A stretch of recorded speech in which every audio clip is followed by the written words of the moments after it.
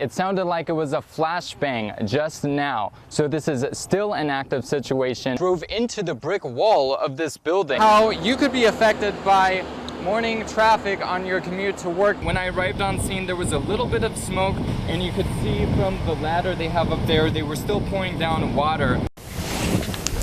In the honors seminar course, Hemingway's World, MSB writing students will learn unique insight on the famous American novelist Ernest Hemingway. We are back here at the command post in Sand Springs. As you can see, we've got lightning.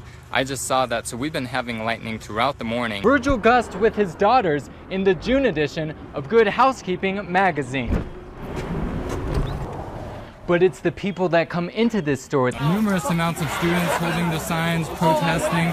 Students have told me they're skipping school. Ken and Andrea, I'm going for a ride, so see ya. I'm David Kaplan in Billings. Wake up, Mon.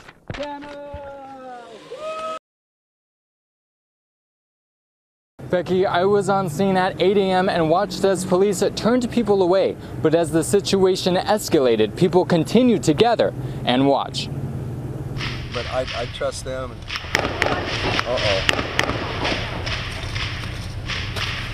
Gunshots. We heard those gunshots when interviewing witness Kelly LeSueur. He says big thumbs up to law enforcement and all the emergency workers that were on the active scene for hours. I think the police are doing a hell of a job. You know, they come out here every day and they never know what they're going to run into. They're running back and forth, hiding and whatnot. But yeah, I feel safe. I feel safe. I have all the confidence in the world of our police. Nearby shoppers say they saw all the police cars at Big Bear and then tried to shop at nearby businesses, but they were closed. We were trying to go to Payless for the boys to get some boots, and the worker came out and said she was on the phone with her district manager and said that there was an active shooter at Big Bear and that the store was closed until he was caught. Courtney McDonald says it was a shock to see this active situation because she's never witnessed a shooting before. But at the same time, she says it's a sign of the times. There's so much going on around the world and the country that it's not really a surprise. At the end of the day, shoppers say they can't thank all the police emergency crews enough. They're heroes. Now, people in the Home Depot parking lot, which you can see behind me, tell me they were shocked to arrive here trying to just do their regular shopping and see the scene and hear the gunshots. But people tell me they're relieved no officers or people on scene were harmed. It all started with a domestic disturbance call to a home on Yellowstone Avenue. The female caller reported that her ex-husband, a 44-year-old male, was at her house causing a disturbance by knocking on windows, doors, and possibly waving a handgun in the air. The woman told police her ex-husband said he was going to rob a casino. The suspect was gone before police arrived. A short time later, officers saw the man outside Lucky Lo's casino on Grand Avenue. Ignoring officers' instructions to stop, the suspect made his way inside the casino. Moments later, officers watched as the officers saw the suspect waving a gun and threatening people.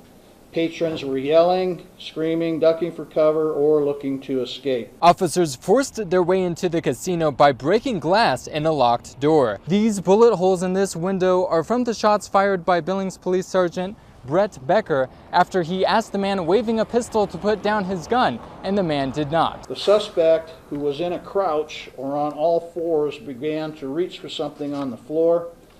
Believing that it was the handgun, the officer fired again and downed the suspect. The man was taken to St. Vincent Healthcare, where he was pronounced dead. No officers or civilians were injured. It wasn't until after the shooting police learned the suspect's gun was actually a CO2 pistol. The officer saw he was reaching for something and assumed that it was the gun that had been dislodged when the first shots hit him.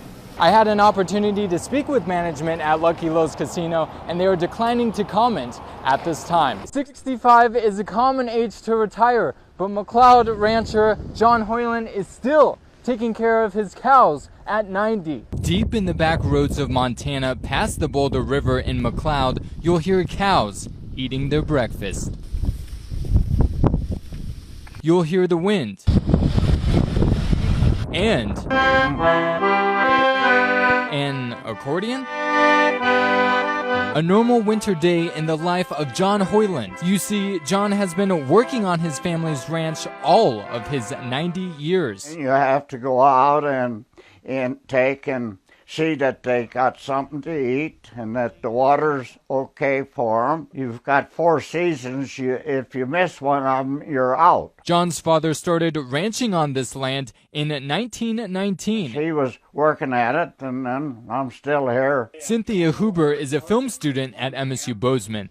She met John and instantly wanted to make a documentary about how his kind is dying. My goal with this film is to bring it to Montanans and other people in this country to see this demise and the end of this era for this generation of ranchers. Cynthia says she was impressed when she began filming John and realized he still drives his truck and gets off and on his tractor 40 times a day in 14-hour summer work days. John gets up every day and does what he needs to do. But he doesn't think about that he one day won't be here. With some help with the neighbors, we're making sure that this land is preserved the way John would like it to be preserved. With John having no children, Cynthia says they're working on making sure the land will be operated by someone who will keep it running for livestock. After making a short film, Cynthia is raising funds to make an hour-plus documentary of John to spread the word. To find out how you can help Cynthia's documentary, Where Home Has Always Been, you can go to the Wake Up Montana Facebook page. I'm David Kaplan in McLeod, Wake Up Montana.